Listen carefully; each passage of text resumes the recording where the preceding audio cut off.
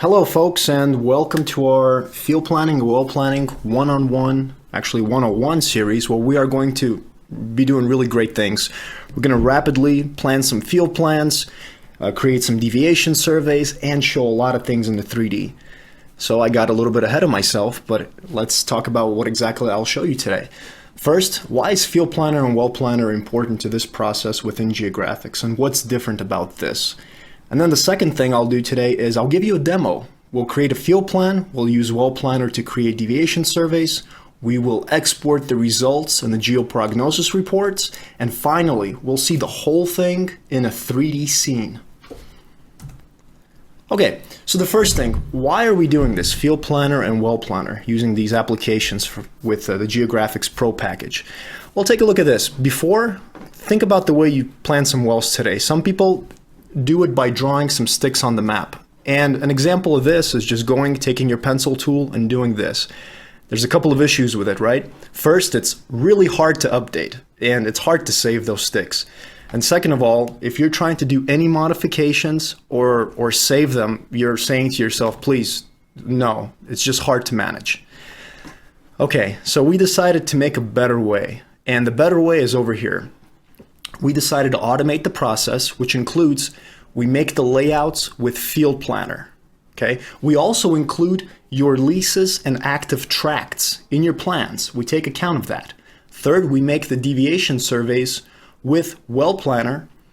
We can also drag and drop and do visual editing, which is much easier than putting things in a box. We can easily save and modify all your plans, and everything is in one place. No major exporting and importing using 10 different softwares, none of that. Everything is integrated together. All right, so what's going to be our workflow today? Well, we're first going to create a field plan using Field Planner. We're going to go ahead and map out our leases using Lease Planner. And third, we're going to apply Well Planner and create deviation surveys for those wells. All right. Let's go ahead and get to it. Let's start the demo. I'm going to open Geo Atlas. This is our mapping package in GeoGraphix. And what you'll notice here is that we have a couple of pads. Let me zoom in a little bit. This is the Barnett Shale we're looking at. And we have a pad over here. And from this pad, we have 3 wells that are coming off. We have another pad here, 3 wells, and another pad here, 3 wells. So we are making a field plan. Our goal today is to go ahead and replicate this process with 1 more pad and 3 more wells coming off. And we're going to do that right here. Here's our pad. Now, before we do that, let's go ahead and get our leases, our tracts. To do that, let's launch Lease Planner. Here we go. And we'll go through the process. I'm going to create a new lease, and I'll just call it Lease 10. To import things, you can either import the leases as shapefiles or you can use ArcGIS REST services. I'll use the shapefile, and I'll go down. Let's click on Texas Polygons, and we will open this up. There we go, looks good. Let's go ahead and actually select the leases that are going to be active here. And I'm just going to drag and drop like this. Actually, I'll do it like this. There we go, something like this. Right click and say add tracts. All right, you have an option. You can give setbacks to these tracts. So for this example, you know what? I'll set it to 300 feet away from the border and click OK. Easy. There you go. All those tracts have been added. Let's go ahead and just add some more over here. Add tracts. Again, there we go. All right. So what if you wanted to edit some of these setbacks? Real easy. Go ahead. Select the setback, right click, click setback, and just put in another value. Oh, I put in a big value there. That's fine. Okay, at this point, we want to update our layer, right?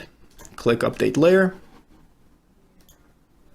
And what do you know? It's right on the map. It updates it for you and adds it right on the map for you. Okay, what are we looking at over here? Let's take a quick look. So the green areas are the areas that include our tracts, and the white areas over here are places that we do not own. We cannot drill there. Over here, that's the beige area. We cannot drill on the beige area. Let's go ahead and start creating our wells, well sticks. Let me zoom in a little bit, and we're going to use this pad, pad number 7. To do this, go to the Pro toolbar, click on Field Planner.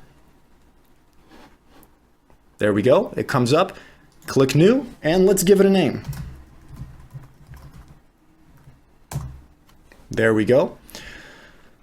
First, I'm going to go ahead and select our pad, GGX Pad 7. That's the one I created. You can also create a pad over here if you want to as well, and you can automatically make an auto pad. But I already have a pad, Pad 7. Bring it up to the list of active pads. From here, the right-hand side opens up to you. You can edit the pad name, you can give it an elevation, the pad size. At this point, I want to give it a layout, okay? I want 3 sticks, like we saw with the other ones. You have other options, and these are just default options for the very beginning, like a sketch. You can always edit these out and create custom options yourself. 3 wells, and I'm going to select the first and the last slot locations. And you'll notice Field Planner automatically puts those in for me. Of course, they're editable if you want them to be. Click on spacing, and I'll change that to 20 feet between the slots. Notice that you also have the ability to put in your digital elevation model layers. If you put this in, this means that Field Planner will automatically calculate the elevation using your DEM layer. All right, what's the next step? The next step is to go ahead and give it some geometry. And you'll see this little picture that defines what we're doing here. Well spacing, you know what, I'll give it about 400. Toe above heel, we'll leave it 0. Step out, 500. Kickoff depth, 3,000 feet for this example. Heel to toe, 7,000 feet. Minimum length, we'll leave at 0. Reservoir target. Okay, here we get to select which target layer are we actually targeting. So where are we trying to drill? What are we trying to conform along? In this example, it's the Barnett pay zone surface. That's our pay zone. We determined that. Click on that. You can also offset it below or above that pay zone surface by several feet. We're going to leave it at 0, and we'll click Update the Layer. There we go. That's it. That's how quickly it takes for you to lay out those sticks. No drawing, just let Field Planner do it. All right, so now we have well sticks. They don't have deviation surveys yet. But let's take a look at this. We have a pad, we have them coming off. What's going on over here? They're coming off and we have a problem, don't we? The wells are coming in and they're crossing the lease lines. We don't own these, so we're gonna be in quite a bit of trouble if we drill there. Wouldn't it be nice if a program could automatically just cut off your well so you don't make this kind of a mistake? Luckily, we can do it. Go back into your Field Planner, go to this little dialog box on the bottom, Lease Layer Target, and select Lease 10. That's the one we just did. And watch, click Update Layer, and it's going to automatically cut these wells to the lease lines. Update Layer.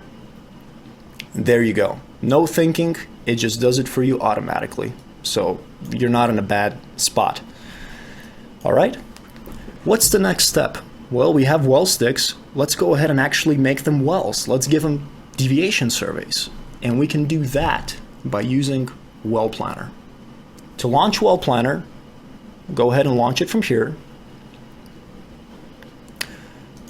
Okay, you'll notice Well Planner is pretty smart. Again, everything is integrated together.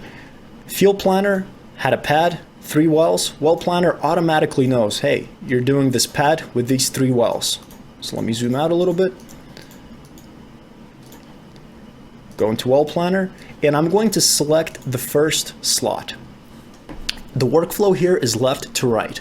So we start with the edit mode here, and we just have general information, and we have the initial target points, the surface, the kickoff, the heel, the toe. You can edit any of these things over here manually if you have the exact information, or you can do this stuff visually. Let's go to the next tab, Calculate. Right here you have the vertical section and the plan view available for you. Okay, in the vertical section we have the surface, the kickoff point, the landing point, and the bottom hole location. Any of these points can be moved. In addition, you can also add target points. I just click this button, go ahead and add it. Now, what I really want to do is I want to zoom in a little bit, and you'll notice I have surfaces. I have the basal Atoka and the Barnett pay zone surface right here. Where are these surfaces coming from? These surfaces that you'll see in Well Planner are the same surfaces that you see in the layer selection dialog box here in Geo Atlas, right here. Any surfaces you put here, they're going to be used in Well Planner. I only have 2. It would be nice if I can conform to this surface because my well is in green right now, but the surface is in yellow. Obviously, I'm not conforming. Let's go ahead and have it automatically conform by giving it guide points. I'm going to click 3, click enter. Wow, there we go. We are conforming to that surface. Notice another thing. I can move any of these points, and as you move them, if you ever see a red line, that means this well is not drillable. Okay, where does it determine that? Well, that comes from the dogleg severities that you can put in. The approach dogleg severity and the lateral dogleg severity. Those are the 2 things you can specify.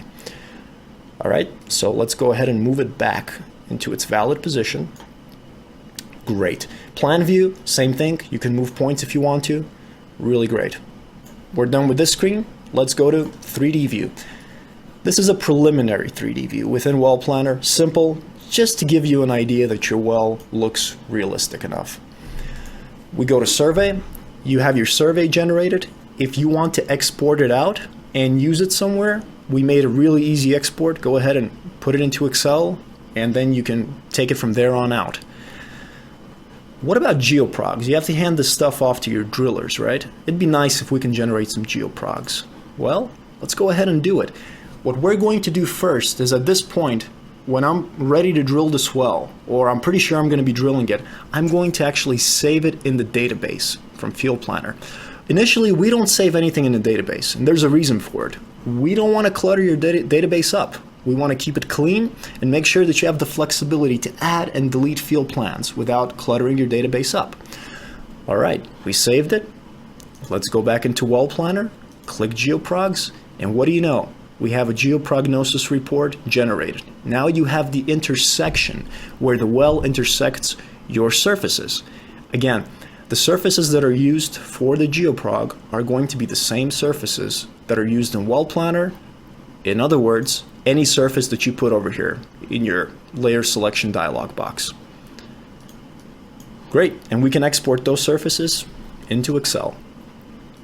Okay, let's go back into the map view. The great thing about field plan layers is that they are Esri layers. So actually, before we go there, let me go ahead and plan the other 2 wells here real quick. I'll just give it a guide point of 3, another guide point of 3. All right, now we have 3 wells. As I was saying, they are Esri layers, so you can actually do some modifications here. I'm going to right-click on the field plan, and I'm just going to change some colors. Well, let's close the well stick, because now we have a deviated survey.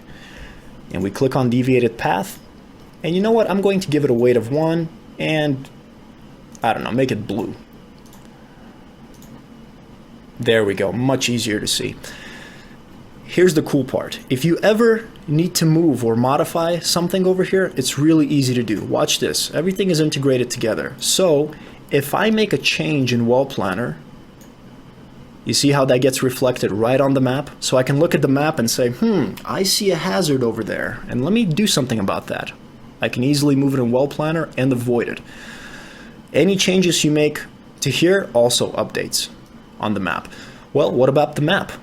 Well, I can just go ahead and select these blue circles, their target points, for example. Let me select the landing point, and I can move it. These calculations, they go through Well Planner and update in Well Planner, and then update on the map for you, on the fly. No need to click update or anything like that.